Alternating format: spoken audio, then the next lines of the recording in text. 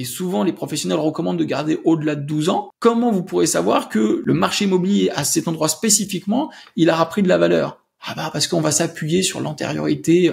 Vous ne savez pas. C'est de la spéculation.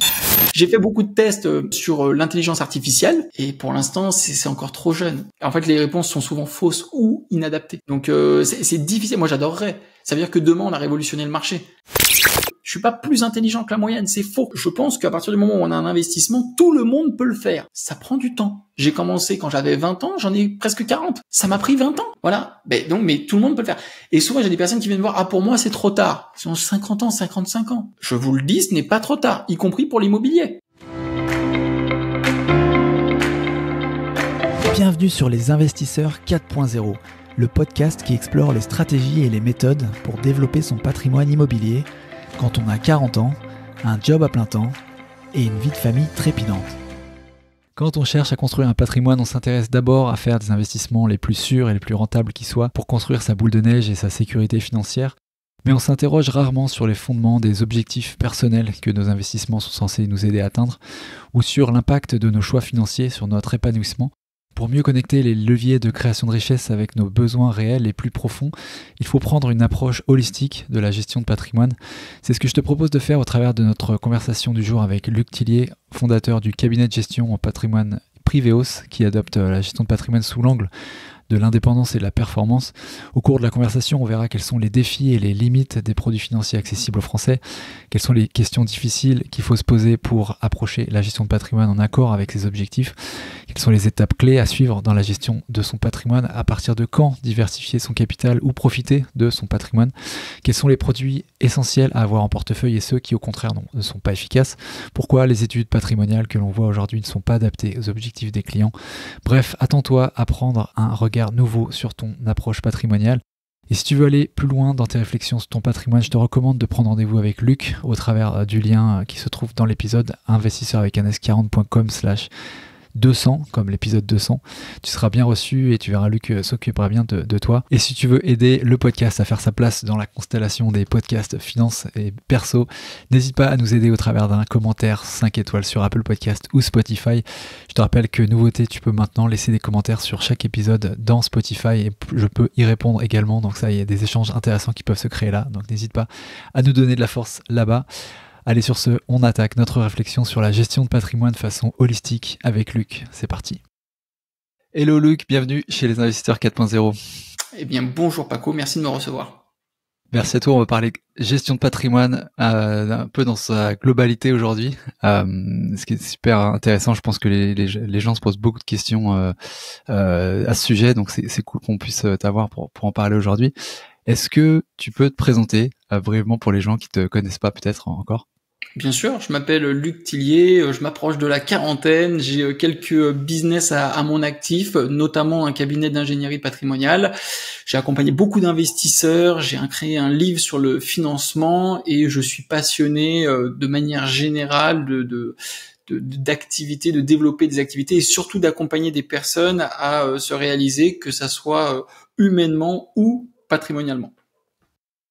Comment t'en es venu à la gestion de patrimoine dans ton parcours, comment ça s'est organisé jusqu'à aujourd'hui? C'est une question intéressante puisque à l'origine, moi j'étais militaire. Donc pas du tout rien à voir, c'est notre vie maintenant. Et quand j'ai fini l'armée, j'ai fait une candidature spontanée pour rentrer dans la banque. À l'époque, on pouvait, j'ai commencé à l'accueil. Et donc j'ai réalisé plusieurs échelons dans l'accueil, J'ai commencé conseiller d'accueil, ensuite j'ai été conseiller grand public, puis conseiller moyen haut de gamme, puis adjoint directeur d'agence, puis conseiller privé, puis banque privée. Et en fait, j'ai été passionné. J'ai été vraiment autodidacte pendant des années parce que je prenais des informations, j'essayais de comprendre comment ça fonctionnait. D'ailleurs, pas spécifiquement sur la gestion de patrimoine, sur comment fonctionnait le monde en règle générale. Qu'est-ce que c'est un virement? Qu'est-ce que c'est un crédit? Qu'est-ce que c'est un contrat d'assurance vie? Et puis de fil en aiguille, en fait, je me suis passionné, je me suis formé. Et dans le même temps, quand j'ai fini la banque, il y a une période où j'ai fait une transition où ça me correspondait plus en termes de valeur.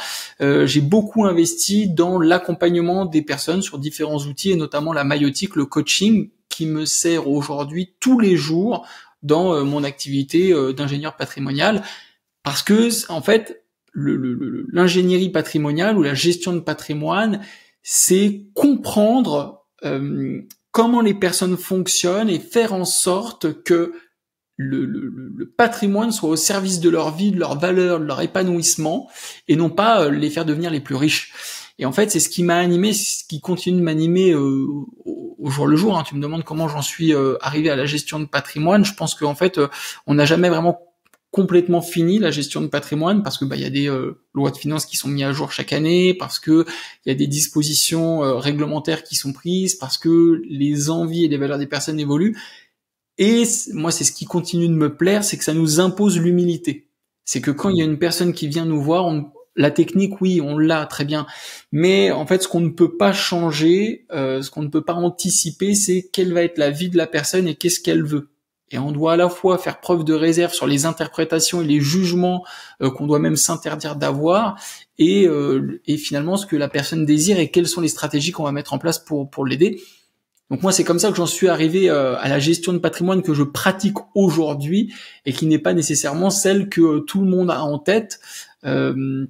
Parce qu'on pourrait penser, et moi c'est quelque chose que j'ai toujours évité, et d'ailleurs ce qu'on retrouve souvent dans la banque ou dans des cabinets qui font partie de réseaux, c'est que souvent quand on pose la question à des personnes, qu'est-ce que la gestion de patrimoine, pour faire le lien avec comment j'en suis arrivé ici, c'est que j'ai fait le constat que souvent la gestion de patrimoine, elle était associée à « je vends des produits ».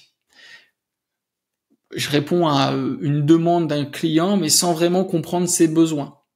Un client vient dans la banque, par exemple, et dit je paye trop d'impôts, je veux payer moins d'impôts. Ça tombe bien, on va étudier votre situation et on va vous proposer un produit défiscalisant, par exemple à l'époque le Pinel. Et moi, c'était surtout pas la vision que j'avais de la gestion de patrimoine. La gestion de patrimoine, c'est pas, et j'en ai fait une analogie il y a peu de temps, quand on va chez le dentiste, on y va pour un détartrage, pour un entretien, et puis quand on y va, si le dentiste il voit qu'on a des caries, il va pas dire non, je fais comme si que je vois pas, j'ai vu qu'il y avait juste un détartrage à faire et c'est très bien. C'est un peu la même philosophie, et moi c'est comme ça que j'y suis venu à la gestion de patrimoine, et c'est comme ça que je continue d'évoluer. C'est plutôt en m'intéressant aux personnes plutôt que de m'intéresser uniquement à la technique. La technique c'est le moyen, mais l'intérêt c'est les personnes. Ouais, non, mais on va en parler. C'est intéressant justement cette façon, et je comprends que ce qui t'a amené justement à une autre approche, c'est ce qui te déplaisait, c'est le côté ou soit court-termiste, soit compartimenté en fait dans l'analyse de la gestion du patrimoine. Juste sur un mot sur ton parcours, juste pour comprendre du coup en termes de clientèle des gens que tu as accompagnés, clientèle banque au début et puis maintenant sur ton cabinet en gestion de patrimoine, t'as peut-être pas forcément la même clientèle. Enfin, combien d'années t'as fait dans chaque et voilà, juste pour avoir une idée de auprès de qui tu converses au jour le jour, quoi. Alors, la banque, la chance que j'ai eue, c'est de commencer à l'accueil. Et quand on est conseiller d'accueil, souvent, il y a un côté un peu péjoratif quand on voit des conseillers d'accueil. Pas du tout, c'est un des postes les plus importants. C'est déjà le poste qui représente l'enseigne, mais c'est surtout le poste où on voit tous les clients passer. On voit des clients aisés, des clients modestes, des clients professionnels, des investisseurs, des personnes qui sont en difficulté. C'est un métier qui est très intéressant. Et donc, moi, j'ai pu réaliser dans chacun des métiers, j'ai pu accompagner différents clients dans différentes situations. Des personnes qui avaient une gestion au départ budgétaire et pas nécessairement de développement de patrimoine. Puis des personnes qui voulaient acheter uniquement leur résidence principale mais pas réaliser d'investissement locatif. Puis des personnes qui voulaient faire un investissement locatif. Puis des personnes qui voulaient investir au travers d'une société civile, par exemple.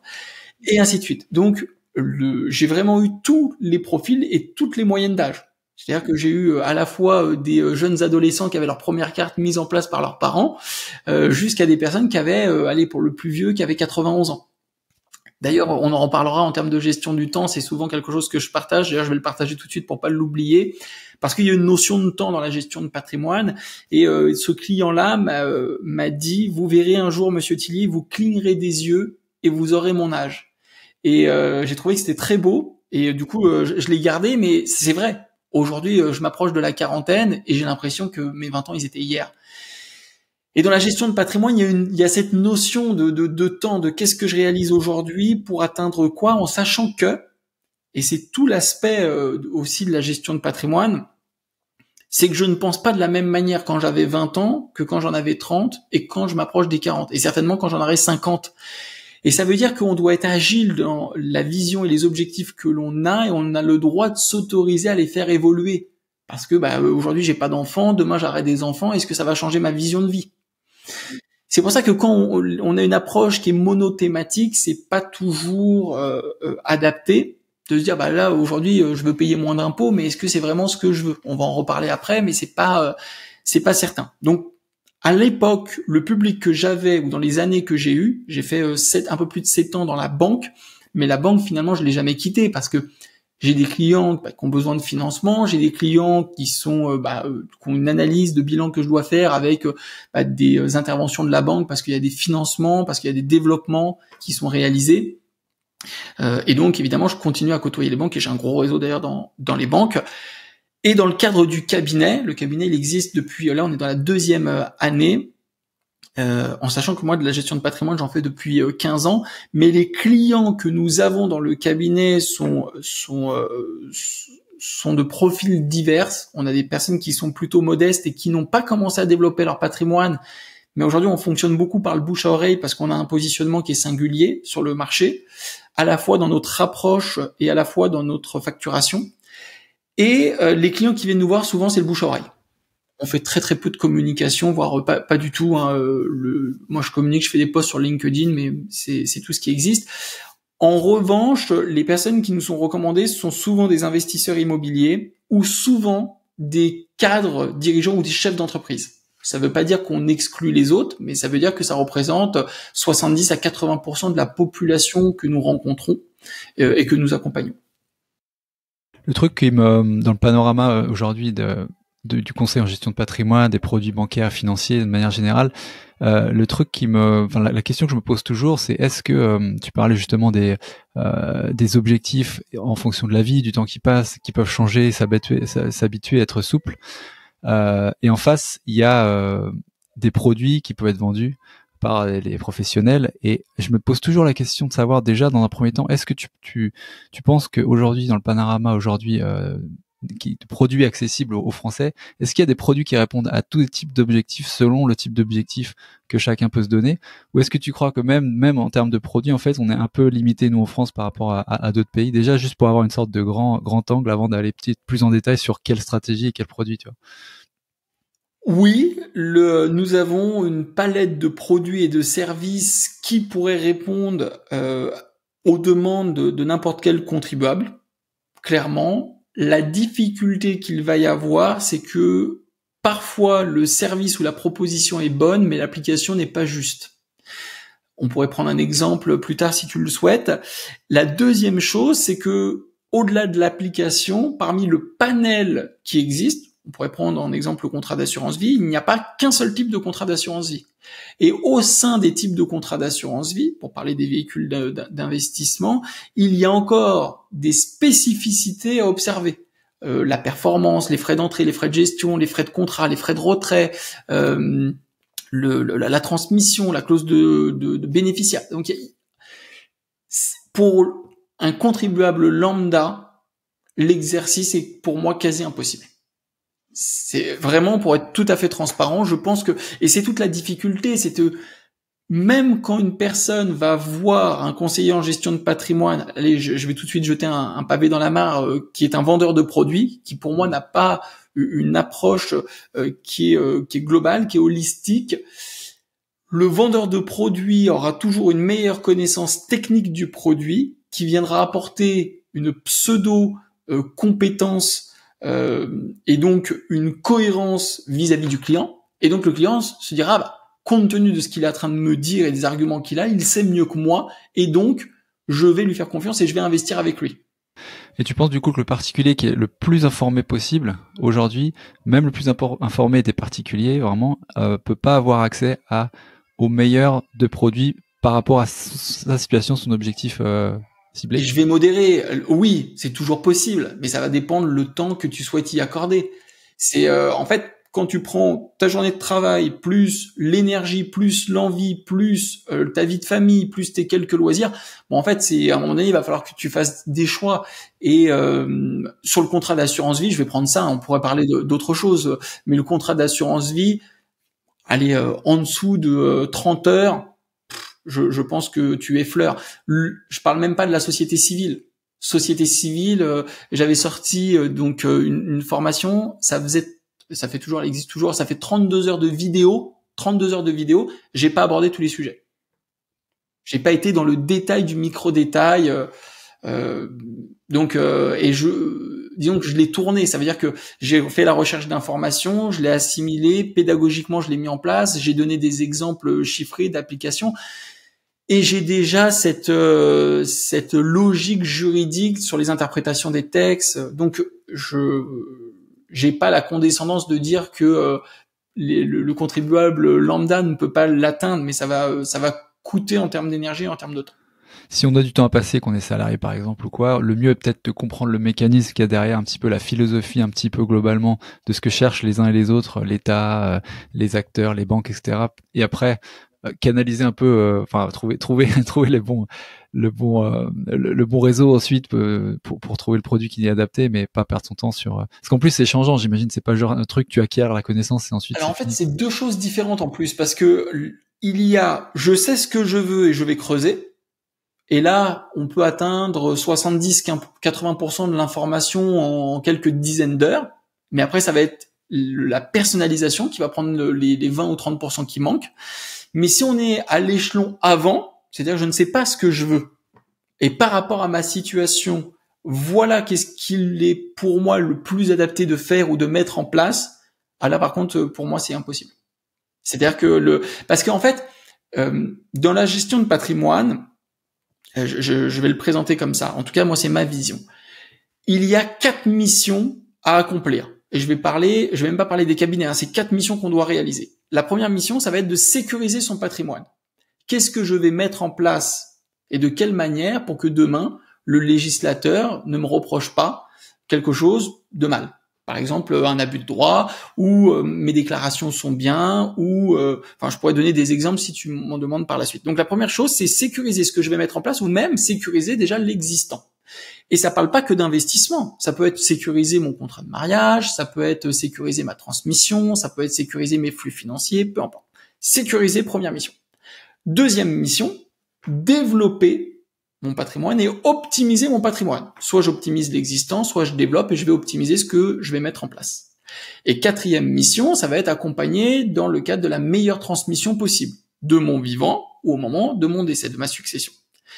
Et il y a 5 thématiques à aborder. Et c'est en ce sens-là que souvent les personnes viennent avec une demande qui est monothématique, alors qu'en fait on doit avoir une vision qui comprend l'ensemble de ces thématiques-là. Les 5 thématiques sont patrimoniales, qu'est-ce que j'ai comme actif, qu'est-ce que j'ai comme passif à l'instant T, qu'est-ce que je veux avoir dans le futur et pour quelles raisons, qu'est-ce que ça va me coûter en termes d'énergie, de temps, au travers de la communauté ou non.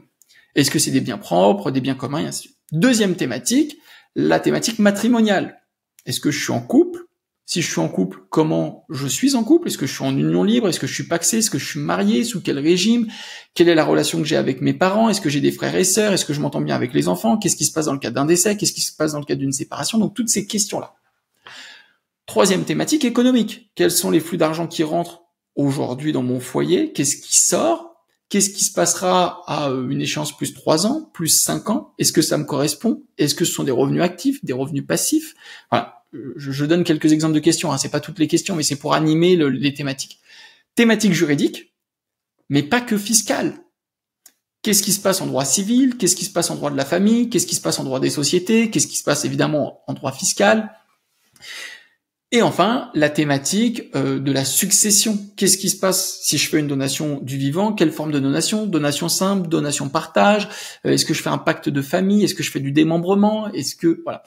Et donc les personnes, souvent, pour répondre à ta question, quand elles se posent une difficulté, souvent, pourquoi elles viennent voir un conseiller en gestion de patrimoine ou un cabinet d'ingénierie patrimoniale?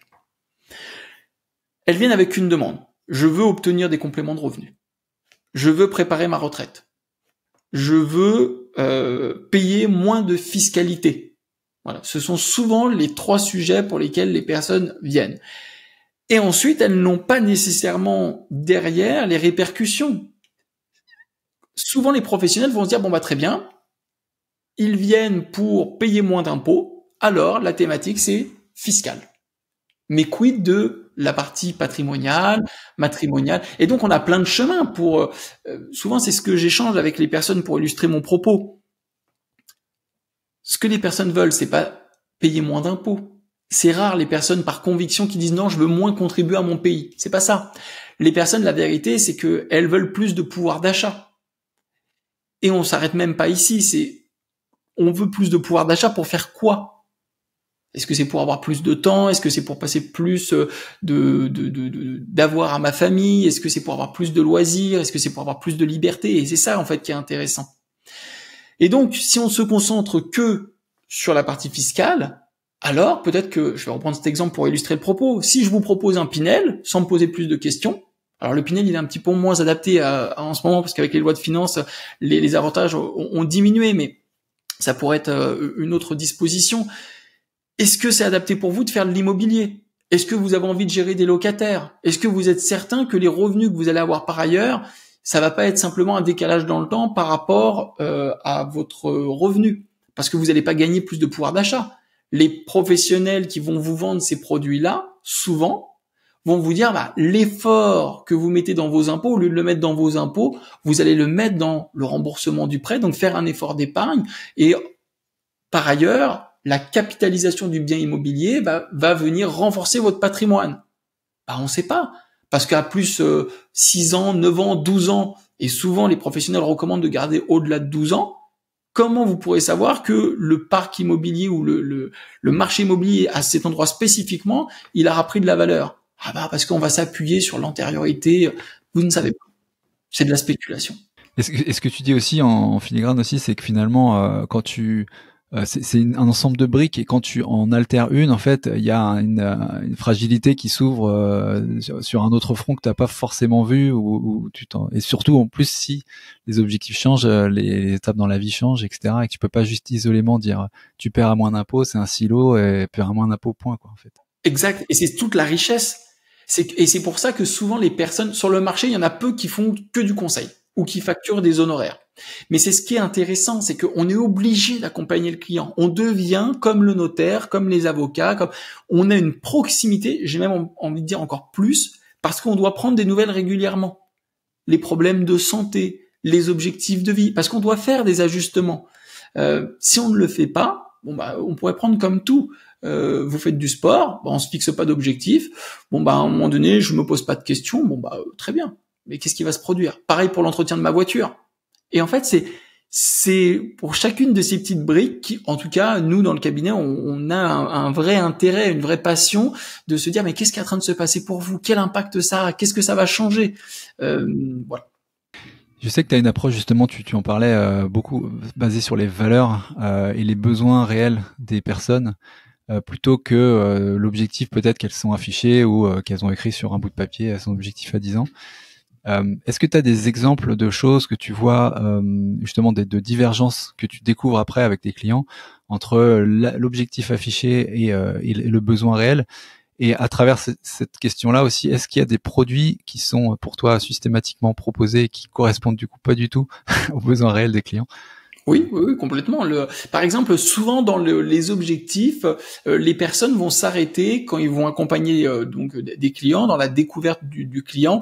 Ils vont se dire, vous voulez obtenir des compléments de revenus. Si on prend cet objectif-là, d'accord. Les questions qu'ils vont poser, c'est très bien. Vous voulez obtenir combien de compléments de revenus et à quel horizon? Et souvent, ça s'arrête là, sans se poser la question de ça vous permettrait de faire quoi?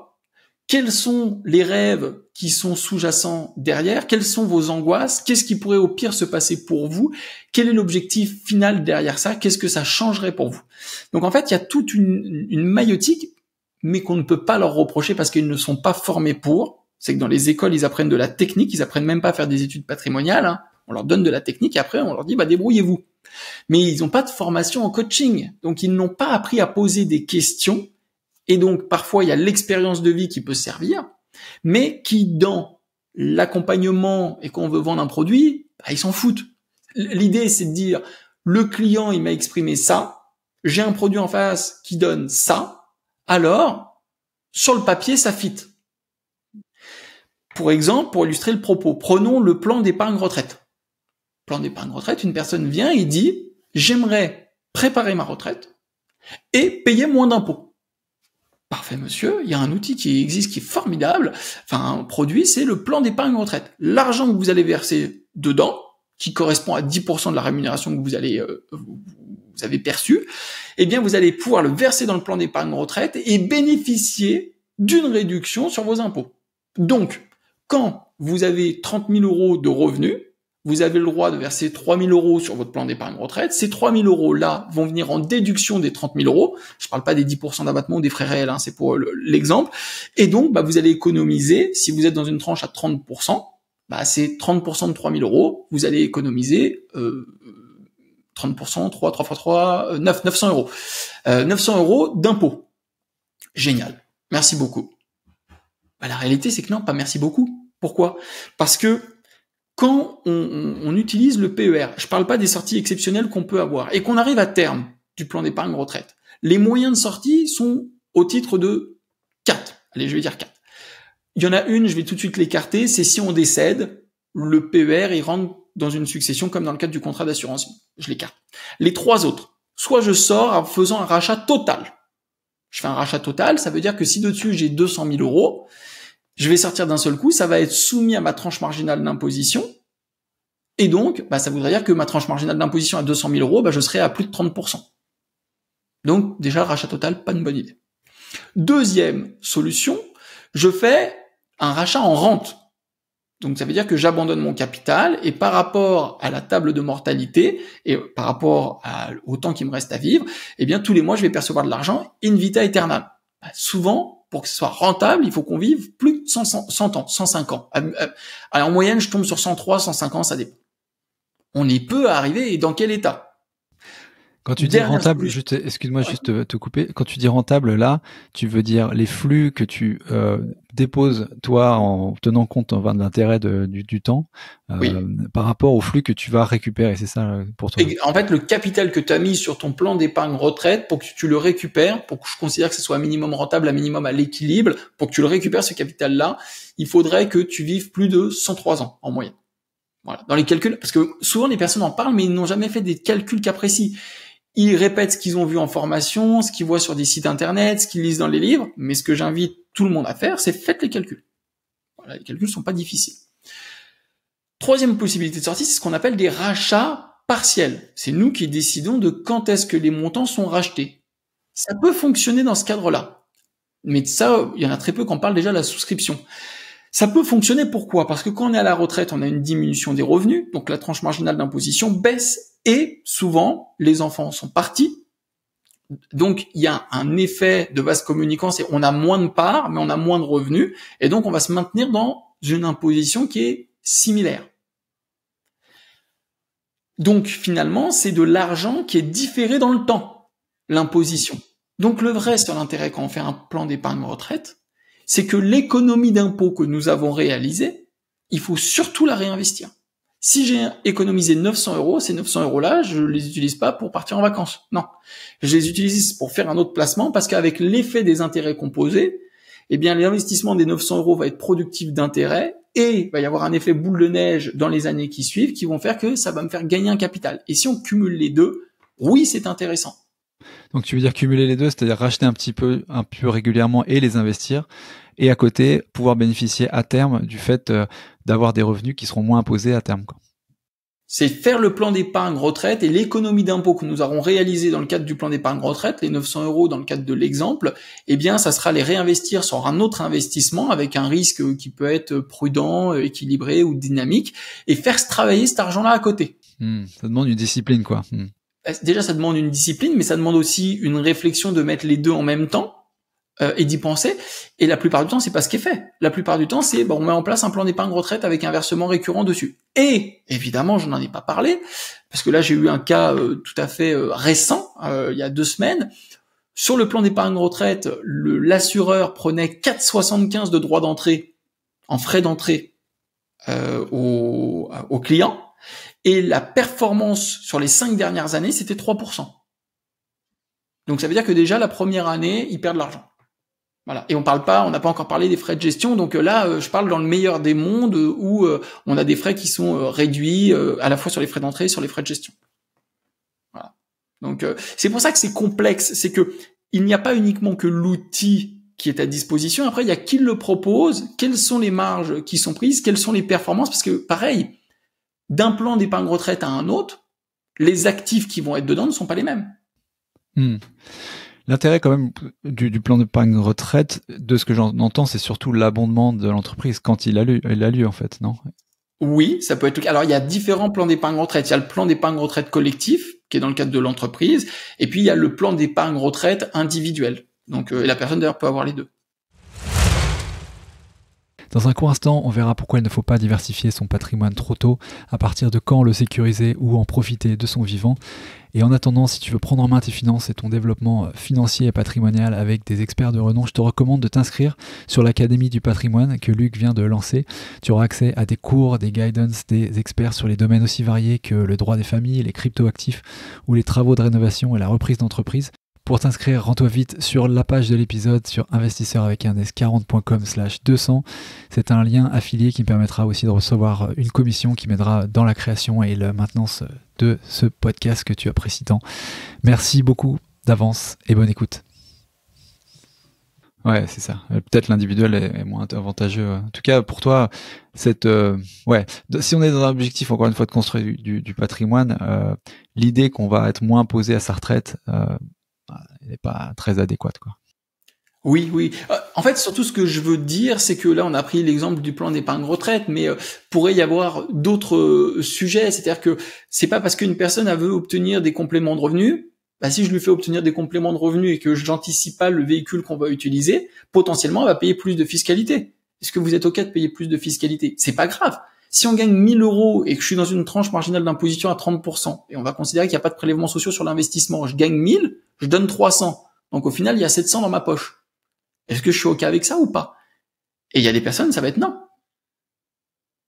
Donc c'est pareil, je vais avoir des compléments de revenus. Est-ce que je suis prêt à avoir une charge mentale supérieure? Gérer des locataires si c'est de l'immobilier. Ou alors gérer les fluctuations sur un portefeuille d'actifs financiers. C'est pour ça qu'on ne peut pas avoir une vision qui est encore une fois monothématique. On a besoin de comprendre la psychologie de la personne sans aucun jugement. Une personne qui a un profil qui est équilibré ou une personne qui n'a pas d'appétence pour investir dans l'immobilier, c'est pas à elle de s'adapter à la gestion de patrimoine. C'est à la gestion de patrimoine de s'adapter à elle. Et c'est pas grave de ne pas faire de PER ou c'est pas grave de ne pas faire d'immobilier. Voilà, il faut observer une souplesse qui va mettre la personne en confort et parfois elle aura besoin de temps pour évoluer sur ces sujets-là. Est-ce qu'il y a des produits justement qui évoluent mal, qui vieillissent mal au regard d'évolution d'événements dans la vie et que peut-être les gens après ne modifient pas, n'ajustent pas et qui deviennent largement déficitaires si on les garde, quoi. Ouais. Ou qui ne peuvent pas. Concrètement, je vais le poser là, tous les produits qui apportent des produits défiscalisants, je suis pas fan. Voilà. Parce que le constat que je fais, c'est que souvent, les personnes sont bloquées, notamment dans l'immobilier, avec des plafonnements de loyer. Alors, j'exclus les actions logement ou les conventions ANA qui sont particulières et qui peuvent être des bonnes idées. Mais tout ce qui a été Cellier, Pinel, d'Eurobien, enfin Girardin, tout ça, quoi. Girardin, pareil. En fait, par exemple, je vais pondérer le propos. Le Pinel, c'est bien sur le papier. S'il n'y a pas d'intermédiaire. Ça peut être bien. Surtout le Pinel dans l'ancien. Mais le problème qu'il y a, c'est les promoteurs et les intermédiaires qui prennent une marge au passage et qui souvent survendent le produit. C'est ça le problème. Sur le Girardin industriel ou d'habitation, c'est la même chose. Donc, en fait, les personnes se retrouvent avec souvent une dévalorisation du bien immobilier sur le marché. Donc, elles ont acheté un bien 200, 3 ans après, le bien il vaut 170. Elles sont contraintes par les loyers, donc elles doivent louer. Souvent, c'est des biens qui sont pas à côté de chez elles. Il y a une agence immobilière qui est derrière. L'intermédiaire, il se garde bien de dire que les loyers qui vont être perçus, ça va rentrer dans la fiscalité. malgré tout. Donc il y a plein de coûts à côté, les taxes foncières. En fait, il n'y a pas une étude à chaque fois qui est ultra précise. Et souvent, ils demandent à la personne, pour contrecarrer ça, de faire un apport qui est important.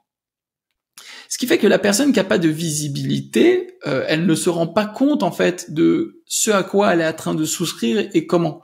Par contre, lui, l'intermédiaire, il prend 10K au passage. Il prend 10 000 euros de commission. Et moi aussi, c'est ça qui me pose problème, c'est le conflit d'intérêts. Alors, je dis pas qu'un cabinet ne peut pas proposer du conseil et des propositions de solutions, de services ou de produits. Je dis que la première étape, c'est de faire une étude qui est sérieuse et qui est holistique. Mais là, encore une fois, on rentre dans une autre difficulté. C'est quoi une étude? Les gens n'ont pas de référence sur c'est quoi une étude. Et aujourd'hui, la majorité, qu'est-ce qu'ils font? Ils rentrent des informations dans un outil. Souvent, c'est Big Expert, hein, la majorité du marché utilise ça. Et en fait, l'étude qu'ils appellent étude, c'est une restitution, une synthèse d'informations. Alors, vous gagnez tant en rémunération, vous avez un bien immobilier qui vaut tant, mais il n'y a pas de commentaire, il n'y a pas d'analyse. Ils vont pas aller analyser le contrat de mariage, ils vont pas aller analyser les titres de propriété, ils vont pas aller analyser les offres de prêt, ils vont pas analyser le patrimoine, les performances, les contrats. Et du coup, il n'y a pas de restitution. Donc, ils se retrouvent avec une étude qui fait 20 ou 30 pages et où ils se disent « Ah bah, la personne a compris ma situation. Elle a étudié ma situation. Et du coup, le produit qu'elle me propose, il est adapté. » Non. Ouais, c'est qu'il n'y a pas de produit standard aujourd'hui sur le marché, comme je sais pas d'ailleurs si il y a une comparaison qu'on pourrait faire, mais de référence en fait qui permettrait aux gens de dire voilà, au moins au minimum j'ai quelque chose de bien. Tu vois que je parle, enfin c'est par exemple pour la voiture parce que je viens de le faire, mais un contrôle technique de la voiture, tu sais qu'il y a une succession d'étapes qui va être réalisée, que tu peux ensuite aller retourner voir ton garagiste si jamais il y a un pépin dans l'année qui suit. Mais tu sais que même le terme conseiller en gestion de patrimoine n'est pas réglementé. Toi, demain, tu veux être un conseiller en gestion de patrimoine. C'est juste que tu es obligé pour certaines choses d'être affilié à l'ORIAS. Donc, tu es obligé, par exemple, pour pouvoir proposer des produits, pour pouvoir proposer certains services. Mais sinon, tu n'as pas le droit de donner de conseils. Mais tu les appelles autrement, des recommandations, et c'est pas des conseils, en fait, c'est juste des constats. Donc, y a pas, en fait, cette contrainte aujourd'hui. Et c'est pour ça que c'est très difficile pour des personnes. Je vais faire un parallèle. Mais demain, tu vas avoir un avocat fiscaliste, tu vas avoir un autre avocat fiscaliste et encore un autre. Ça sera comme pour les boulangers. Il y en a un qui va être très bon, l'autre qui va être moins bon.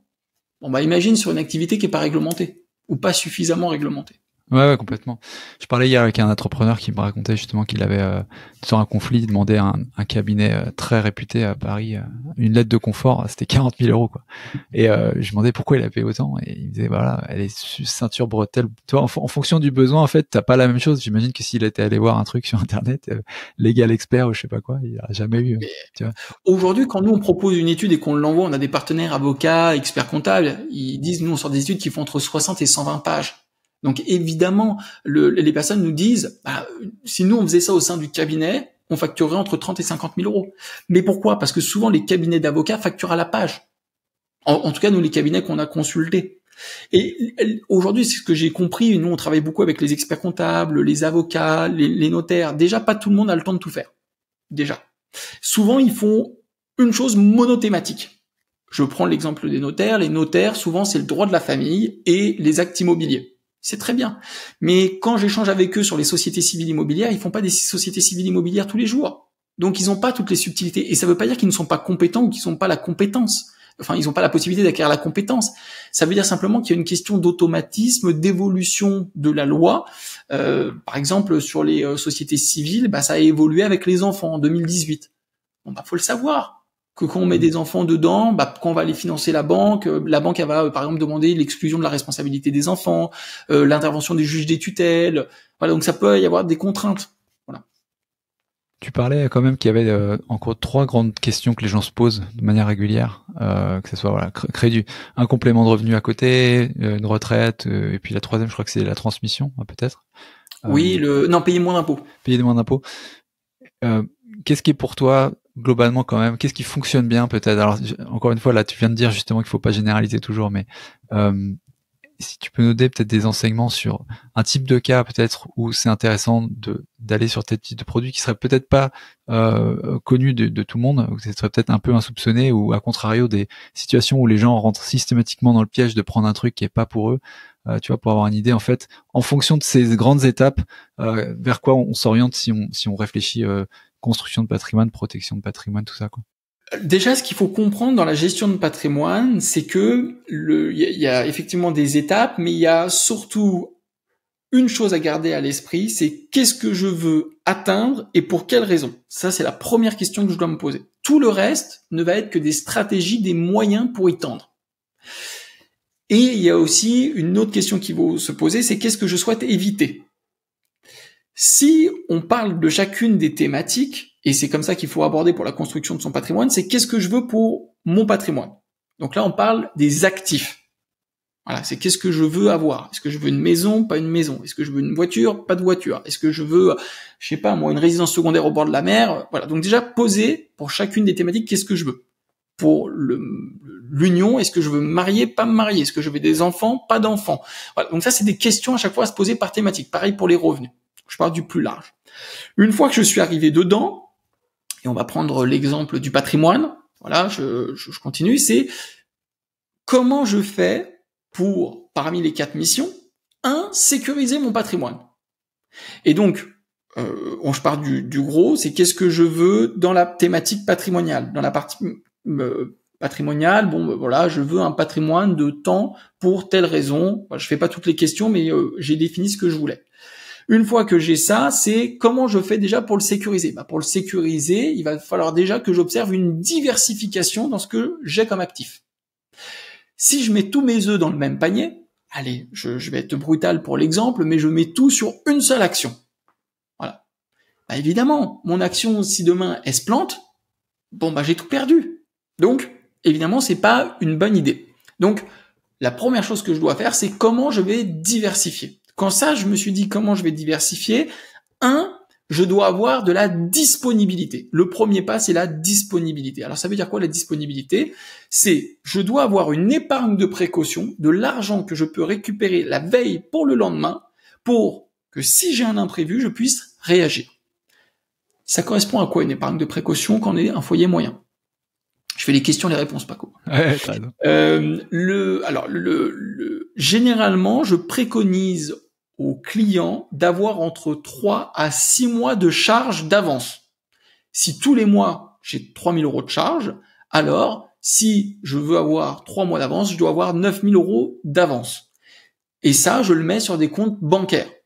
Livret A, livret de développement durable, livret d'épargne populaire, compte sur livret, voilà. Donc, mais plutôt des comptes qui sont réglementés. Souvent, les comptes réglementés, ils ont une corrélation avec l'inflation. On pourrait se dire, je paye pas d'impôts, ils sont rémunérés à 3%, c'est intéressant. Souvent, c'est quand même inférieur au coût de la vie, c'est pas une bonne idée. Je mets quand même une limite, quand je dis 3 à 6 mois de charge. Parce que j'ai des clients qui gagnent extrêmement bien leur vie. Si on gagne 50 000 € par mois, d'une part, on va être limité par les plafonds qu'il y a sur ces comptes-là, et puis ça sert à rien d'avoir 300 000 € d'avance. Il faut remettre dans un contexte, et souvent, c'est une question que je vais partager qui servira aux auditeurs. La dernière tuile de 15 000 € qui vous est arrivée du jour au lendemain, c'était quand? Voilà. Donc, souvent, ce que je souhaite anticiper pour les personnes, c'est si je perds mon emploi. Si mon activité n'est plus existante, et généralement 6 mois, ça nous laisse le temps de rebondir. Ça ne veut pas dire que je vais retrouver un nouvel emploi, ça ne veut pas dire que je vais retrouver une solution, mais j'ai le temps d'encaisser la charge émotionnelle. Et puis parfois, j'ai quand même des aides qui sont mises en place avec Pôle emploi, d'autres choses, mais j'ai quand même un matelas d'urgence tout de suite de secours. Donc ça, c'est premier step, épargne de précaution. Deuxième pas, c'est maintenant comment je vais construire. Et là, ça va dépendre de qu'est-ce que j'ai choisi. Les 4 piliers pour moi de diversification. Donc, épargne de précaution. J'ai ensuite tout ce qui va être les actifs financiers. Peu importe le véhicule, pour l'instant on n'en est pas là. Peu importe le véhicule, donc ça peut être des actions, ça peut être des obligations, ça peut être des produits structurés. Voilà. Donc, qu'est-ce que je mets dans les actifs financiers? Mais au sein des actifs financiers, il y aurait des sous-catégories. Il faut que j'observe l'activité sectorielle, l'activité géographique. Est-ce qu'il y a de la covariance? C'est quoi le risque systémique? C'est quoi le risque endémique? Donc voilà. Je veux pas noyer dans de l'information, mais qu'est-ce que je mets dans les actifs financiers? Ensuite, c'est qu'est-ce que je mets dans les actifs immobiliers? On s'en fiche si c'est... Alors on s'en fiche, ça va dépendre évidemment de l'objectif, mais est-ce que c'est de l'immobilier en dur? Donc que je peux toucher? Est-ce que c'est des parts de SCPI? Est-ce que c'est des OPCI? Est-ce que c'est des foncières? Est-ce que ça va être des locaux pro? Voilà. Donc, et à chaque fois, bien sûr, il y a des sous-questions à se poser. Est-ce que je loue en nu? Est-ce que je loue en meublé? Est-ce que mes SCPI, c'est de la logistique? Est-ce que c'est du résidentiel? Est-ce que c'est du professionnel? Troisième pilier, professionnel. Est-ce que j'ai une entreprise? Est-ce que j'ai envie d'investir dans une entreprise? Est-ce que j'ai envie de participer? À quelle hauteur de mon patrimoine? Les parts, les actions que je vais avoir, les parts sociales ou les actions que je vais avoir. Et la dernière thématique que moi j'appelle plutôt de alternative, actif alternative, c'est tout ce qui va donner de la performance sur lequel je sais qu'il y a un risque qui est avéré, qui peut être sévère, et sur lequel je vais mettre une partie de mon argent. L'or, les matières premières. Alors l'or, des fois, c'est considéré comme valeur refuge, hein, mais pour moi, je considère que c'est pas la priorité. Donc, mais je le mets dedans en alternatif. L'or, le Bitcoin, les métaux précieux, les matières premières. Ça pourrait être encore d'autres. Enfin, des choses qui sont alternatives, qui sont pas immédiates. Maintenant, l'idée, c'est d'avoir un juste équilibre entre tout, parce que quand, par exemple, mes actifs financiers vont baisser, peut-être que mon immobilier va se maintenir. Et donc, globalement, en jouant le rôle du temps, et ça, on peut le voir sur tous les actifs, dans le temps, ça prendra de la valeur. Si, en revanche, j'ai une vision qui est court-termiste, je prends un risque avec mon patrimoine.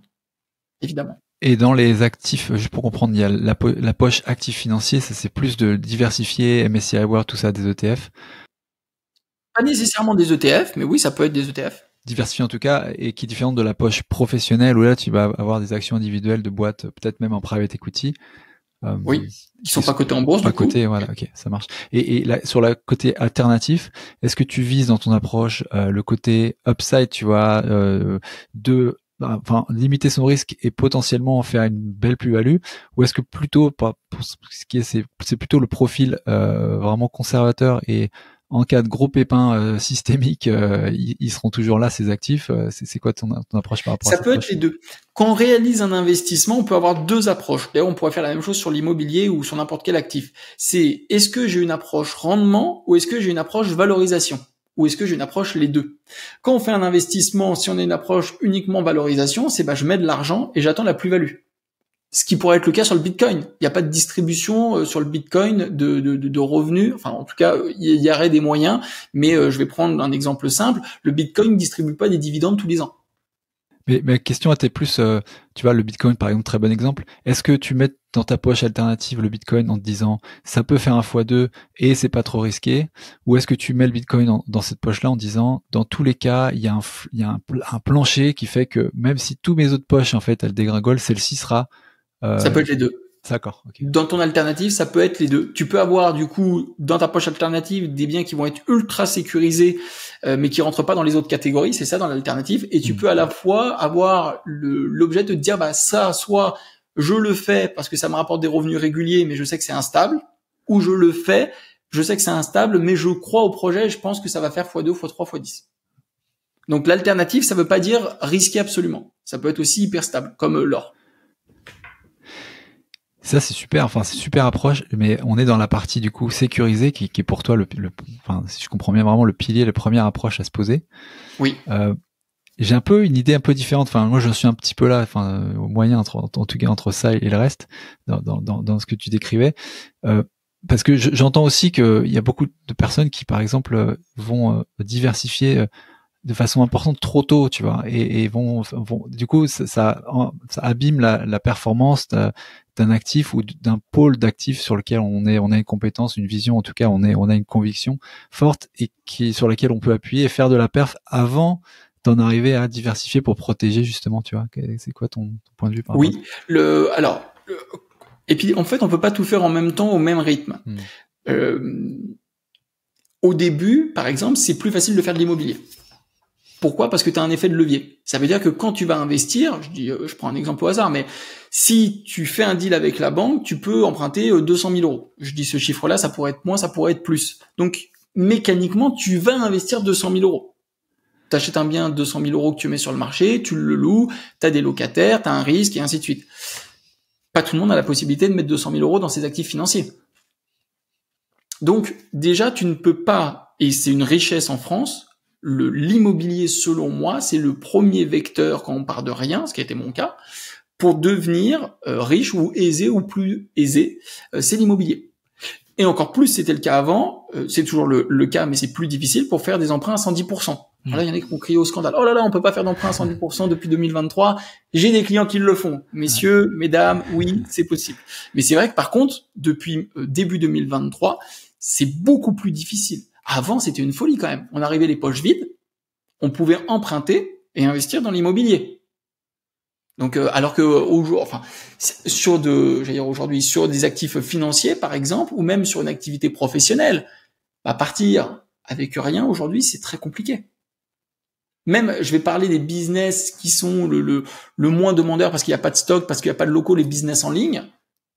En dessous de 10 000 euros, je conseille de commencer une activité en ligne. Parce que, on a besoin d'une construction, on a besoin de payer du marketing, on a besoin de se lancer, payer la publicité. Voilà. Donc, je veux revenir sur quelque chose que tu m'as posé par rapport au développement et tu me disais, on devrait commencer par quoi? Je veux quand même donner 2-3, pour moi, essentiels à avoir. Dans les essentiels, on a parlé des comptes réglementés avec l'épargne disponible. Un essentiel à avoir et que parfois je vois trop peu, contrat d'assurance vie. Souvent, les personnes pensent que le contrat d'assurance vie, c'est une prévoyance décès. C'est dans le cas où je décède, mes héritiers vont percevoir une somme. Un contrat d'assurance vie, c'est un produit d'investissement. C'est un véhicule d'investissement qui donne des avantages durant notre vivant en termes de fiscalité. Ça nous protège en termes de fiscalité et ça donne des avantages au moment de la succession. Et souvent, au sein de ce véhicule, qu'est le contrat d'assurance vie, on peut choisir différentes classes d'actifs que vous ne pouvez pas, auxquelles vous ne pouvez pas avoir accès par ailleurs. Donc, si vous n'avez pas de contrat d'assurance vie, sollicitez la place, allez voir différentes personnes, comparez les contrats, observez ce qui se fait. Et je vais aussi vous donner une information qui est importante. La moyenne du marché pour des frais d'entrée, c'est 2%. Et pour les frais de gestion, je parle sur des unités de compte, je parle pas des supports euros, vous êtes aussi à peu près à 2%. Nous, par exemple, dans le cabinet, on est à 1%. Donc, on est très, très bas sur le marché parce que c'est pas notre business model. Nous, on veut limiter au plus les conflits d'intérêts. Mais c'est important que vous l'ayez en tête parce que quand aujourd'hui on vous propose un contrat avec des frais d'entrée qui sont supérieurs à ça, alors que souvent les personnes ne vont pas vous suivre. La réglementation oblige à faire un point tous les ans. C'est trop peu. Il faut faire un point minimum tous les 3 mois. Voilà. Donc contrat d'assurance vie, c'est un essentiel à avoir pour commencer. Donc compte réglementé, contrat d'assurance vie et de l'immobilier. On dit oui, l'immobilier, c'est pas fait pour tout le monde. C'est pas fait pour tout le monde quand on a la volonté d'écouter des vendeurs de rêves qui vont dire « Ah, vous allez devenir rentier dans 6 mois, faites de la location courte durée. » Dans certaines situations, en s'investissant, c'est possible, mais certainement pas en 6 mois. Et ça va dépendre de ce qu'on va faire. Donc, les questions qu'il faut se poser, c'est quelle énergie je suis prêt à mettre et quelle envie au-delà de l'énergie, parce que peut-être que j'ai l'énergie, mais j'ai pas envie, parce que c'est du stress, et ainsi de suite. Et pour quel résultat et avec quelle possible évolution. Par exemple, ceux aujourd'hui qui veulent faire de la location courte durée, quand on voit comment évolue la réglementation sur les dernières lois de finances, j'émets certaines réserves au fait qu'ils s'investissent maintenant dans la location courte durée. Voilà. Par contre, l'immobilier, ça fonctionne depuis des années. Je ne vois pas une crise du marché locatif, ce qui est différent du marché immobilier. Le marché immobilier pourrait chuter, le marché locatif, je suis moins certain. Mais voilà, pour moi, des comptes réglementés, un contrat d'assurance vie sur lequel on peut abonder régulièrement en ayant quelques vigilances, et de l'immobilier. Pour moi, c'est la bonne base de la personne qui commence à investir. À partir de quand, parce que je te rejoins sur l'immobilier, je pense que beaucoup de gens qui nous écoutent ont conscience que c'est par là, effectivement, par le fait de mettre très peu d'apport et de construire rapidement, enfin pas rapidement du coup, mais efficacement en tout cas, du patrimoine. Donc, rapidement se mettre le pied à l'étrier, c'est ça que je voulais dire. À partir de quand tu peux te poser la question justement d'aborder cette phase de sécurisation dont tu parlais avec les titres financiers, voilà, immobilier passif ou actif ou autre. Mais à partir de quand, tu vois, tu te dis la valeur que j'ai créée sur un achat-revente, la valeur que j'ai commencé à créer sur du locatif, ça y est, avec un petit parc de 2-3 biens. À partir de quand je commence à avoir cette vision de portefeuille de placer mes billes un peu sur ces piliers? Il y a pas, ça va dépendre des objectifs, mais on va considérer que l'épargne réglementée, elle est déjà mise de côté, j'ai déjà un bien immobilier qui tourne, j'ai fait un achat-revente, je me retrouve avec 100 000 euros. Là, on va se poser la question de qu'est-ce que je veux atteindre maintenant? Est-ce que l'immobilier, c'est une appétence que j'ai? Et si oui, je vais avoir besoin d'apports et je vais pouvoir peut-être démultiplier. Et peut-être que je vais avoir davantage d'immobilier et que ma partie financière va être dans un premier temps moindre. Ce que je dois essayer d'observer, c'est à terme ou rapidement d'éviter un trop gros déséquilibre. Et je vais expliquer pourquoi. Si je n'ai que de l'immobilier, et en plus de l'immobilier, il y a d'autres risques par ailleurs, parce que souvent on pense j'ai dans l'immobilier donc des locataires. Si les locataires me payent pas, je suis en risque par rapport à ça. J'ai une garantie loyer impayé, ainsi de suite. Il y a d'autres risques. Je vais en donner quelques-uns. Si je n'ai que de l'immobilier, au moment de la succession, il va y avoir une problématique. Parce que les biens immobiliers n'étant pas liquides, ils ont une valeur, ça va alourdir la masse successorale, et donc ça va créer des frais de succession où les héritiers n'auront pas les liquidités, et ils vont devoir céder le bien ou faire un emprunt pour pouvoir payer. C'est pas l'idéal. Deuxième problématique, qui est en lien avec la succession. Je parle même pas des séparations pour l'instant. Si je fais un bien immobilier au sein d'une société qui est à l'IS, ou si je fais de l'exploitation meublée, que ça soit en loueur meublé non professionnel ou en loueur meublé professionnel. L'assurance du prêt, qui vient rembourser le prêt, dans ces conditions-là, est considérée comme un produit exceptionnel. Donc, ça va venir alourdir la fiscalité. Donc, j'ai un prêt avec un capital restant dû de 200 000 euros. Je suis assuré dessus, j'ai des héritiers, j'ai une assurance, c'est de l'exploitation meublée. Je décède, mes 200 000 euros viennent rembourser le prêt, les 200 000 euros n'existent plus puisqu'ils ont servi à rembourser le prêt. Par contre, il y a une fiscalité qui va se calculer sur les 200 000 euros. C'est pas compensé. Donc, même si je suis à 30% ou si je suis dans le cadre de la société à l'IS à 25%, 25% de 200 000 euros, c'est 50 000 balles à sortir. Comment on fait? Et c'est pour ça que je dis qu'il faut avoir une vision holistique de qu'est-ce qu'on veut et comment on veut le faire. Et donc j'ai de l'immobilier, mais il faut que j'arrive à anticiper d'avoir des liquidités pour à la fois moi vivre et avoir mon confort de vie. Et si je suis sensible à la transmission de mon patrimoine, qu'est-ce que je fais et comment je le fais? Donc c'est pour ça que ça peut pas être si mécanique, parce que je pourrais avoir un bien immobilier qui va générer beaucoup de revenus parce que je fais de la location courte durée, par exemple. Mais donc du coup, je devrais avoir d'autres vigilances. C'est est-ce que je vais être en loueur meublé non professionnel? Est-ce que je vais être en loueur meublé professionnel? Comment ça va impacter ma plus-value? Quelle énergie ça va me coûter? Qu'est-ce qui se passe dans le cadre de ma séparation? Donc, est-ce que j'ai envie? Et donc, on peut pas mettre de critères quand vous arrivez à 100 000 euros de biens immobiliers, de valeur nette de biens immobiliers, alors vous faites de l'investissement en surface financière. Et il y a autre chose qui se produit pour aller plus loin. On peut tout à fait avoir un gros parc immobilier et parfois ne pas avoir une vision de qu'est-ce qu'il est possible de faire. Je vais donner un exemple concret. Un client vient me voir, il a un parc immobilier de plus de 10 biens. Tout se passe bien, mais par contre, il est à l'équilibre. C'est-à-dire que les biens immobiliers, entre les impôts qu'il paye, les 2-3 travaux qu'il doit faire, la gestion de son temps, il est à la gorge. Il ne vit pas. Il a 40 ans, il a 10 biens immobiliers, ça fait étalé, ça fait plus de 10 ans qu'il les a, et il est là et il dit Monsieur Tillier, j'aimerais bien à un moment donné vivre, mais en même temps j'aime mon immobilier, je veux pas faire d'arbitrage. Donc, et c'est intéressant parce que en fait, en réalisant des arbitrages on définit d'abord ses objectifs, on comprend sa vision de vie, on essaie de comprendre pourquoi il veut pas faire d'arbitrage, et puis par rapport à ça, il y a plein de solutions qui émergent. Peut-être qu'on peut renégocier le prêt pour réallonger la durée. On vend pas le bien immobilier, on le conserve, on réduit l'échéance, on augmente les revenus. De l'autre côté, vous voulez garder les biens immobiliers. Peut-être qu'on peut faire une vente à soi-même. On récupère du capital, on réallonge la dette. Vous voulez pas faire d'arbitrage, mais pour quelle raison? Parce que celui-là, j'aimerais le garder pour mes vieux jours. D'accord. Et c'est le cas pour tous vos biens immobiliers? Non, c'est pas le cas pour tous mes biens immobiliers. Peut-être qu'on peut faire un arbitrage. On se sert du bien qui est récupéré pour rembourser les autres. Donc, il y a plein de stratégies, même si on restait concentré que sur l'immobilier. Mais derrière ça, il faut faire émerger les croyances de la personne qu'on accompagne. Il faut qu'on identifie ses conforts, ses angoisses, et c'est sur cette base-là en fait qu'on va pouvoir créer une stratégie qui est sur mesure.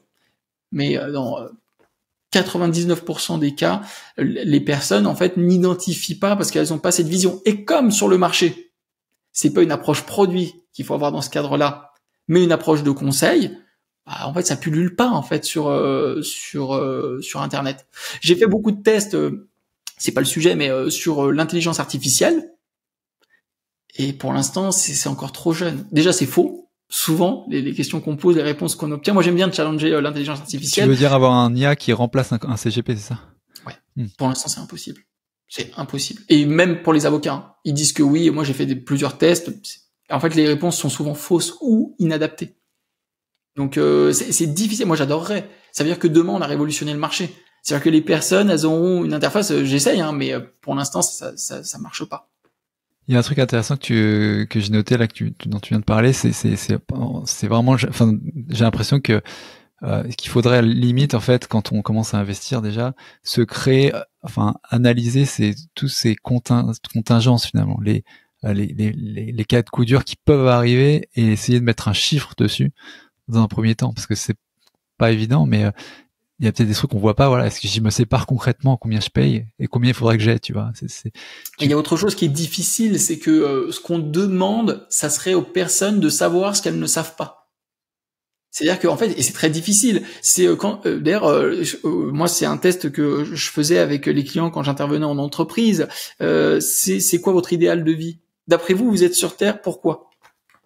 Les personnes, en fait, elles sont pour avoir des enfants. Non. La réalité, c'est qu'on est, et ça nous ramène à tout, on est sur Terre pour être heureux. Tout ce qu'on fait, le but, c'est d'avoir du bonheur. Le fait de passer du temps avec sa famille, ça nous donne du bonheur. Le fait d'être libre, ça nous donne le bonheur. Le fait de lire un livre, ça nous donne du bonheur. Mais en fait, on va vers quoi? Ce qui nous donne du plaisir. Et on essaye d'éviter au maximum ce qui nous donne de la douleur. Mais ça veut dire que ça nous oblige à nous poser des questions. Les questions simples sont qu'est-ce qui se passe dans le cadre d'un décès? Les questions, pas les réponses. Qu'est-ce qui se passe dans le cadre du décès? Si je décède, qu'est-ce qui se passe?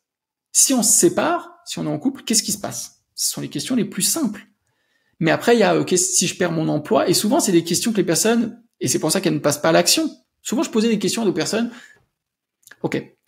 Est-ce qu'aujourd'hui vous êtes épanoui dans votre activité professionnelle? Non. Pourquoi vous ne changez pas? Ah, j'ai pas les bons diplômes, j'ai pas suffisamment de chance, j'ai des crédits, je sais pas quoi faire, j'aurais pas suffisamment de reconnaissance, j'ai pas envie de réapprendre. En fait, il y a plein de croyances juste ou pas juste, c'est pas le débat, mais qui les empêche d'avancer vers ce vers quoi elles croient. Et d'ailleurs, la gestion de patrimoine souvent est un moyen. Il y a des personnes qui me disent, elles viennent me voir, elles me disent, moi, idéalement, j'aimerais passer à temps partiel sur mon activité professionnelle ou même arrêter de travailler. Je ne m'épanouis plus. Alors moi, je leur pose une question, pourquoi vous continuez à faire quelque chose que vous n'aimez pas? Bon, je suis pas idiot, je comprends la logique derrière. Parce que je gagne 5 000, 3 000, 10 000 par mois.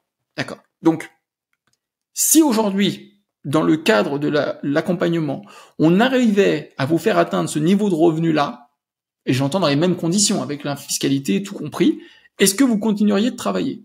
Non. Ah, intéressant. Et donc, qu'est-ce que vous feriez? Je ferais ça. D'accord. Et moi, je le note dans un coin de ma tête. Et après, en fait, on tend. Et parfois, on atteint. Et parfois, on n'atteint pas tout de suite. Si on met les choses en place, ça, vous l'atteindrez à plus 6 ans. Et je demande volontairement aux personnes qu'elles schématisent même quand elles ne savent pas. L'idée, c'est pas de leur faire dire quelque chose qui n'est pas juste. L'idée, c'est de comprendre leur idéal. Votre idéal, ça serait quoi? J'aimerais gagner 10 000 euros. Quand? Ok, vous en feriez quoi? Comment? Et ainsi de suite. Et on construit. Parce que vous m'avez demandé, je suis désolé, on ne l'atteindra pas en 8 ans comme vous vouliez. On l'atteindra en 5, par contre. Comment vous faites? C'est là où c'est intéressant. Ou pardonnez-moi, on n'atteindra pas 10 000 euros. À 8 ans, moi au maximum, par rapport aux stratégies qu'on va mettre en place, on pourra s'approcher de 7. On n'est pas des magiciens. C'est-à-dire qu'on note les objectifs du client et nous, on fait du mieux qu'on peut, convenu des connaissances et du patrimoine du client et de ce qu'il a envie de faire et de ce qu'il se sent envie de faire pour le faire tendre vers. Il y a quand même un truc, tu parlais des angoisses des gens. Alors, je sais pas s'ils posent pas la question ou s'ils arrivent pas, en fait, à mettre le doigt sur la conséquence réelle de ce qui pourrait leur arriver. Mais je trouve, moi, il y a un côté assez libérateur, qui pourrait être assez libérateur finalement de pouvoir rassembler, comme tu dis, toutes ces croyances, toutes ces peurs, toutes les choses qui pourraient arriver, les mettre complètement sur la table et les quantifier et dire voilà, ça, c'est un peu comme une assurance. Si ça arrive, j'ai les ressources qu'il faut. Moi, je pense que si j'étais CGP, je mettrais ça en avant auprès des clients. Juste, tu sais, tu parles de le fait d'être je m'en rends compte, dans la gestion de patrimoine, il y a une forme vraiment d'accompagnement qui est au-delà de la partie patrimoniale, qui est humaine, où quand la personne comprend que tu mets le doigt sur quelque chose et que tu lui fais formuler, il y a une forme de relâchement. C'est vrai, j'avais jamais pensé à ça. Du coup, la personne travaille sur le sujet parce qu'on lui pose des questions par habitude pour lui faire émerger à la fois les croyances, les craintes, mais également les ambitions que parfois elle avait abandonnées. Moi, c'est des questions que je pose. Si vous deviez vous reparler à votre vous d'il y a 20 ans, est-ce que vous seriez fier de ce que vous avez accompli jusqu'à aujourd'hui? Oui, non.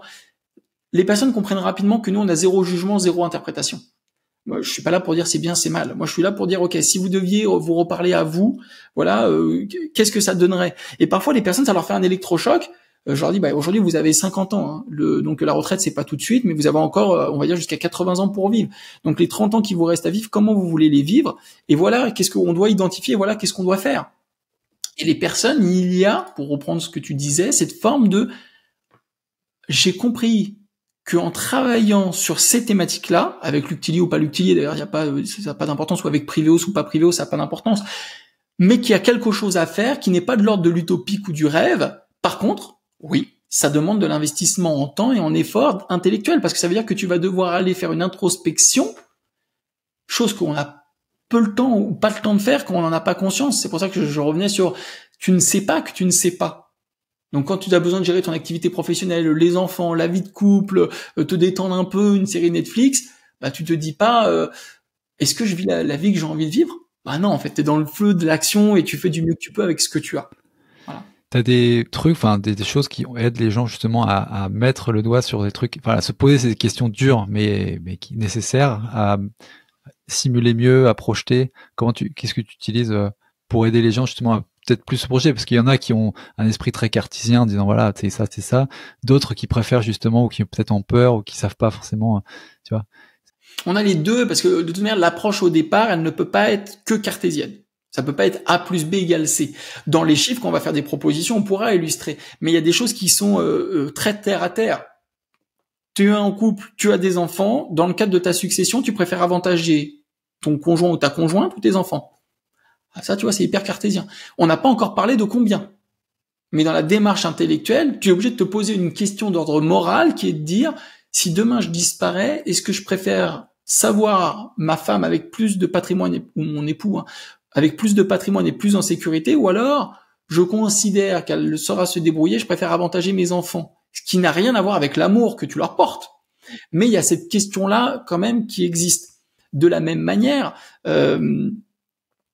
sur des trucs très cartésiens, sur des éléments très cartésiens, quand tu hérites d'argent en fonction de ton contrat matrimonial, l'argent que tu as 100 000 euros. Dans le cadre d'une séparation, ces 100 000 euros-là, tu veux être certain de les retrouver ou tu es prêt à les mettre au service de la communauté?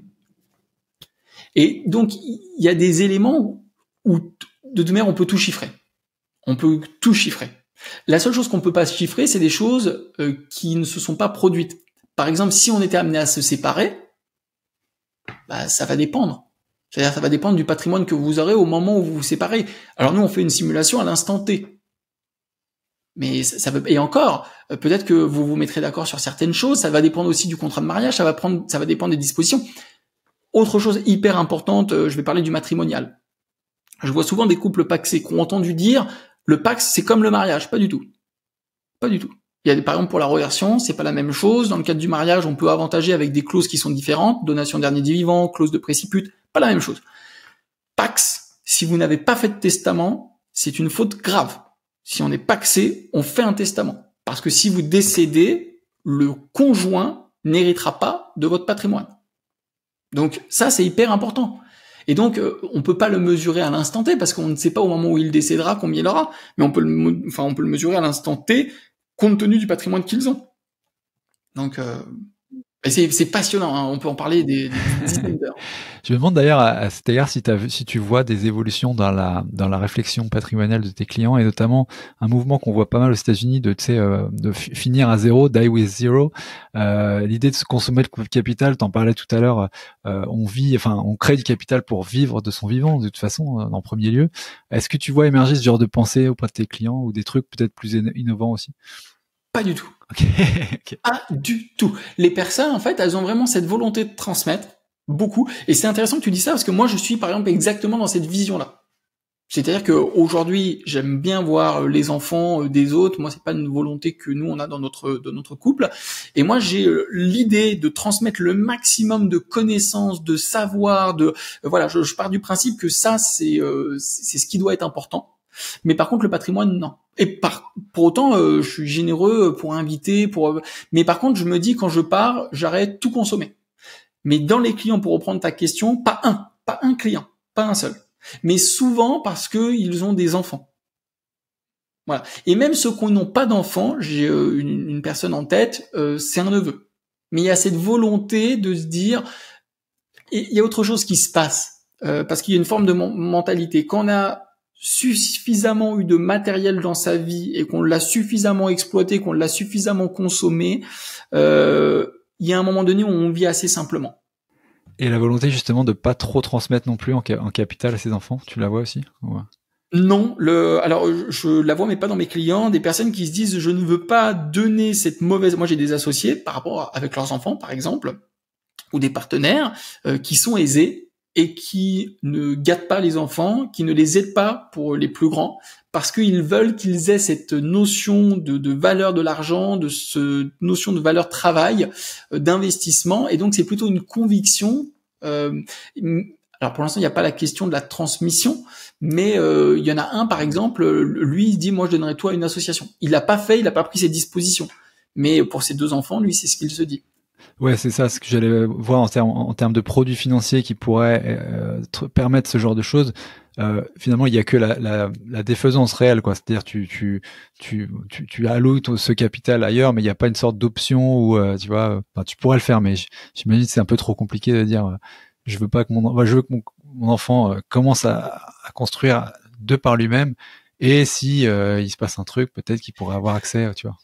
Il y a autre chose qui se produit en France. Il y a des moyens qui sont détournés, mais je vais rester simple. A priori, tu ne peux pas déshériter tes enfants. Tu as toujours une quotité réservataire dont ils vont bénéficier. Donc, bon, après, il y a des stratégies, évidemment, mais bon, c'est pas l'objet d'expliquer comment déshériter ses enfants ou qu'est-ce qu'on peut faire. Et puis, il y a des actions en retranchement. Enfin, c'est pas si simple que ça. Mais en tout cas, pour reprendre sur ce que tu disais, dans les mentalités, les personnes n'en sont pas du tout encore là. Pour l'instant, les personnes croient encore. Et étonnamment, tiens, c'est aussi intéressant, parce que les personnes souvent me disent, je veux développer mon patrimoine. Moi, je leur pose une question, combien vous voulez atteindre? Et souvent, les personnes, elles veulent pas développer leur patrimoine, étonnamment. Les personnes, en fait, ce qu'elles ont besoin, c'est de la sécurité financière.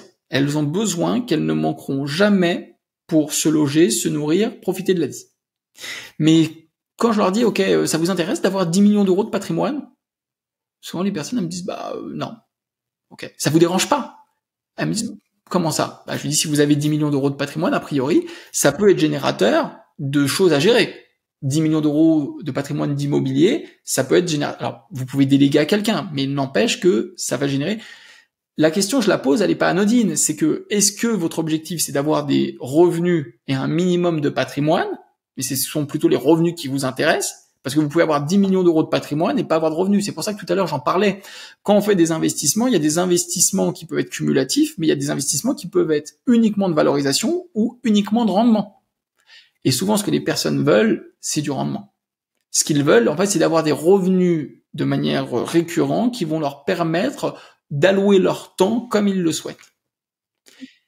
Donc, et en fait, c'est assez facile. Aujourd'hui, en fonction de ce que tu veux réaliser, je vais parler en net. J'exclus les frais de fonds, les frais d'assurance, les frais de gestion. Mais imaginons que tu sortes une performance à 6 net. Voilà, t'as 1 million à 6 net, ça fait 60 000 euros par an. Donc, 60 000 euros par an, ça te fait 5 000 euros par mois.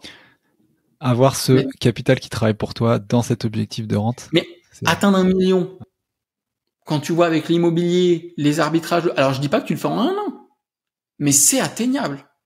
On reprend, tu fais un investissement, tu pars de zéro. Moi, je suis parti de zéro. Je sais pas de où t'es parti, mais quand je dis souvent avec Martin Salva que t'as invité, que d'ailleurs je salue et j'aime bien la majorité de l'angle qu'il prend. Il dit il a fait un truc qui est très très bien avec un détecteur de vendeurs de rêves.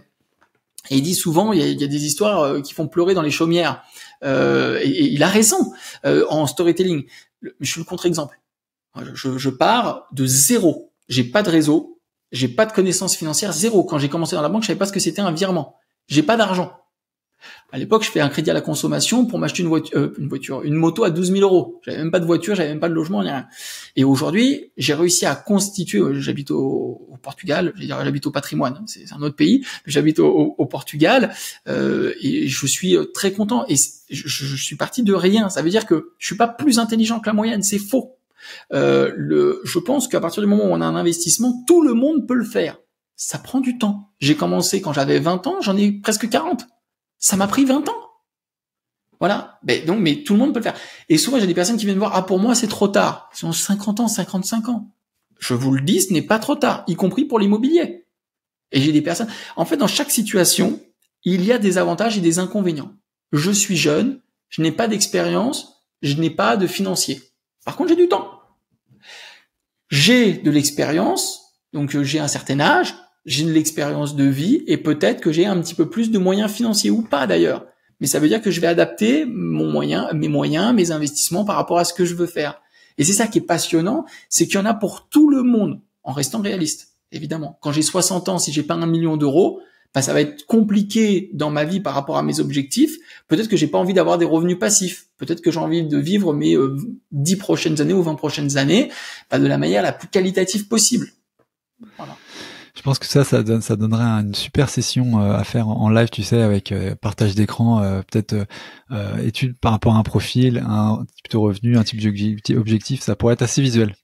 Mais tu sais que dans une des sociétés que j'ai, dans les adhérents, on les fait venir, donc ils s'inscrivent, base du volontariat, ils remplissent un document de collecte d'informations, le même qui est fait dans le cadre du cabinet, on vient et on le fait en live, on fait une découverte en live.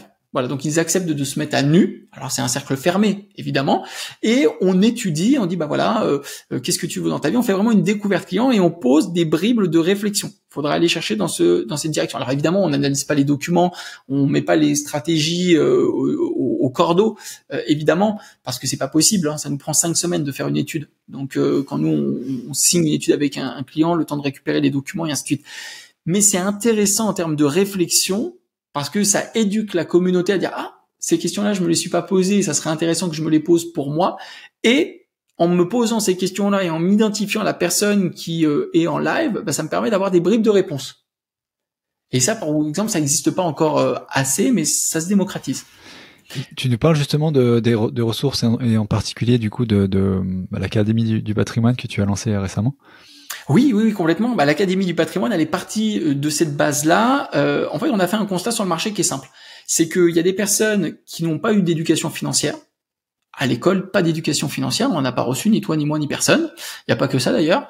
Mais pas d'éducation financière. Sur le marché, les personnes qui veulent investir, elles se confondent souvent à des pseudo-formateurs qui proposent des solutions qui sont pas adaptées et qui sont basées sur du marketing et qui sont chères. Ça veut dire que je paye pour voir. Si ça se trouve, il y a des formateurs qui sont très bien. Moi, j'en ai fait partie. J'ai proposé des formations en ligne qui étaient chères, mais parce que derrière, pour moi, il y a une vraie qualité. Mais quand quelqu'un est de l'extérieur, comment tu fais pour savoir que l'outil est de qualité et pas un autre? Et quand tu as acheté la formation de quelqu'un, tu te retrouves à finalement avoir déboursé un gros coup avec peut-être quelque chose qui te correspond pas. Mais de toute manière, tu ne sauras jamais si ça te correspond pas parce que tu ne peux pas comparer. Tu vas pas acheter tout ce qui se fait sur le marché. Bref, on en a eu marre dans tous les secteurs des vendeurs de rêves avec des personnes qui se faisaient avoir, sur lesquelles il n'y avait pas forcément de qualité derrière, et on a décidé de créer l'Académie du patrimoine. La démarche, elle est hyper simple, c'est qu'on a réuni des experts dans différentes thématiques, gestion de patrimoine, immobilier, avocat en droit de la famille pour les séparations, avocat en droit des affaires et en fiscalité, expert en travaux. J'aimerais bien, pour l'instant, c'est pas le cas, mais en marchand de biens, j'aimerais bien que Martin Salva nous rejoigne. Si tu regardes le podcast, il est déjà au courant, évidemment. J'aimerais bien également, pareil, Martin le fait très bien, sur le débunker ce qui se fait sur Internet. Et le but de cette académie-là, c'est que n'importe qui ait accès à tous les contenus de formation que nous on a créés. Donc déjà, il y aura tous ces contenus de formation-là, qui puissent discuter avec des professionnels en direct et qu'ils aient, parce que exactement ce qu'on a évoqué ensemble sur le fait de faire un hot seat avec une personne qui pourrait venir proposer sa solution avec un expert, a priori ça sera moi, et qu'on puisse faire en live, on aimerait le faire, et ça, ils vont payer quelques dizaines d'euros par mois. Ça, c'est la volonté première. Une fois que c'est lancé, la volonté seconde, c'est on veut aller voir les écoles et le mettre gratuitement à disposition de tous les étudiants. Comme ça, il n'y a plus personne, et je vais même aller plus loin que ça, parce que là on parle de l'Académie du patrimoine, mais nous ce qu'on aimerait faire dedans, il y aura une section à terme, pas immédiatement, mais on veut expliquer qu'est-ce que c'est la sécurité sociale, qu'est-ce que c'est le droit du travail, qu'est-ce que c'est... Moi j'aurais adoré quand je suis rentré et que j'avais une vingtaine d'années qu'on me dise, c'est quoi les APL ? C'est quoi un contrat de bail ? À quoi je dois faire attention ? Et ils vont pouvoir venir picorer des contenus qui sont ultra quali, sur lesquels ils ne vont pas avoir le frein de la rémunération, de rentrer dedans. Et on se dit que quelques dizaines d'euros, ce que vous payez, je sais pas moi, sur Spotify ou sur Netflix ou peu importe, bah franchement, ça les vaut très très très largement. Ouais. Non, c'est intéressant, c'est les sujets connexes qui sont aussi importants d'avoir en tête pour vivre sa vie civique, enfin dans tout le cadre juridique légal français, savoir se dépatouiller avec tout ça, c'est pas juste savoir sur quel instrument financier placer ses billes, donc c'est cool que vous fassiez ça. Bah, c'est top. Bah, écoute, on mettra le lien aussi de toute façon pour voilà faire rentrer les gens qui le souhaitent dans l'académie. Je pense que c'est une super initiative. J'encourage les gens vraiment à regarder ça de près. On adorerait que ça fonctionne comme on l'imagine en tout cas. Est-ce qu'il y a des livres, ressources autres que ça, mais fondateurs pour toi, même de manière vraiment générale pour la personne qui souhaite aller plus loin dans tous ces thèmes qu'on a abordés aujourd'hui? Alors sur tous les thèmes, ou certains thèmes, moi je recommande à tout le monde. Alors c'est à côté de la gestion de patrimoine, des livres sur la gestion de patrimoine, il y en a. Il y en a qui sont, vous tapez gestion de patrimoine, il y en a un qui sort chaque année, j'ai plus le nom en tête. Vous le lisez, dedans il y a toute la technique. Mais ce que je peux plutôt vous recommander, c'est d'aller sur la maïeutique. Allez lire des livres. Alors attention parce que évidemment il y a à boire et à manger. L'idéal, formez-vous au coaching professionnel. Ça, c'est l'idéal. Et ça coûte de l'argent. Voilà, ça, c'est l'idéal. Sinon, allez lire des livres qui traitent des croyances. Voilà, allez lire des livres qui traitent des croyances, pas que religieuses, mais comment ça fonctionne, comment on se pose des questions, c'est quoi les convictions qu'on a, et posez-vous beaucoup de questions. Posez-vous beaucoup de questions, c'est pas grave si ça a ni queue ni tête. L'idée, c'est vraiment de vous poser des questions. Qu'est-ce qui se passerait si... Voilà. D'ailleurs, c'est un jeu que vous pouvez faire. Hein, moi, avec mes clients, c'est ce que je leur recommande aux amis. Posez-vous des questions. Qu'est-ce qui se passerait si on se séparait ? Qu'est-ce qui se passerait si on avait 10 enfants ? Qu'est-ce qui se passerait si demain, dans les clients que j'ai accompagnés, j'ai eu un cabinet d'accompagnement et je finis sur ça. Hein, j'avais une personne qui était venue me voir et qui m'avait dit, quand je lui ai posé la question, est-ce que vous vous épanouissez dans votre activité professionnelle ? Il m'avait dit non. Et je lui ai dit, mais qu'est-ce que vous aimeriez faire ? Et il m'avait dit, j'aimerais être rockstar. Et il était directeur des ressources humaines dans un gros groupe pharmaceutique. Et je lui ai dit, mettez-vous debout et allez-y, montrez-moi comment en fait vous seriez une rockstar. Imaginez le moi.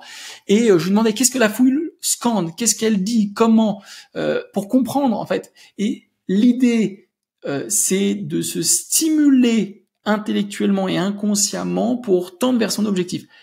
Toute la stratégie et toute la technique n'est que le moyen. C'est pas du tout le plus important. La technique, on la trouvera. Et d'ailleurs, je vous recommande quand vous choisissez un professionnel, c'est pas nécessairement le meilleur technicien.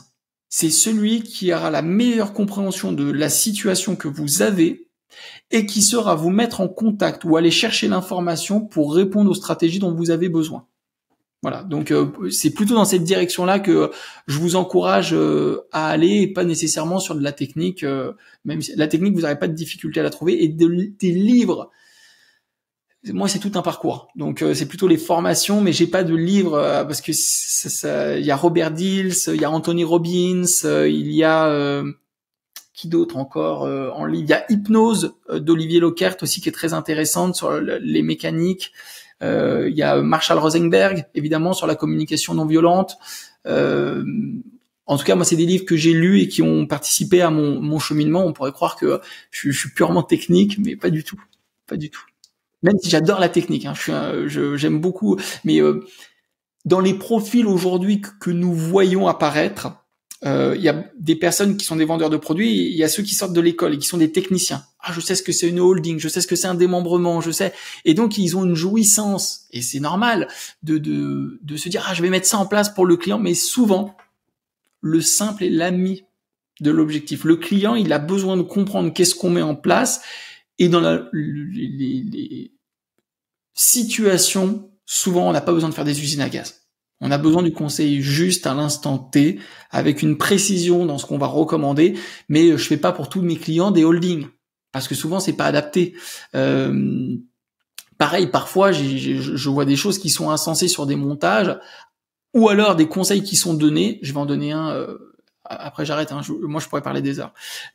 Par exemple sur les actions. Il y a des clients qui me disent, moi, j'ai pas envie de garder mes actions telles que, j'aimerais bien en faire autre chose parce qu'elles sont pas productives de résultats. Et donc, les banques leur proposent, vous voulez pas vous en occuper, on va vous donner un mandat de gestion. Alors qu'en fait, ils pourraient faire un apport cession dans une entreprise et réinvestir différemment leurs actifs ou les récupérer. Et pour eux, ça serait que du bonheur. Création d'une société, un apport cession. Alors, ça coûte un petit peu de sous à la mise en place, évidemment. Mais par contre, ça révolutionne leur vie. Voilà. Bref, je m'arrête là. Ce sera peut-être l'objet d'un autre post, la technique. Enfin, d'un autre podcast. Les gens qui veulent te joindre, c'est quoi le meilleur canal? Le cabinet d'ingénierie patrimoniale Priveos, luc@priveos, Privos, comme privé, mais à la fin os.io, ou alors, pour ceux qui veulent être le plus intime, LinkedIn. Allez. Voilà. Sur LinkedIn, vous me trouvez, je suis assez sollicité, mais je réponds relativement, assez vite. D'abord la démarche humaine. Souvent, on se rencontre d'abord avant de collaborer ensemble. On prend rendez-vous, on se rencontre, et seulement après ça, on définit si on travaille ensemble ou pas.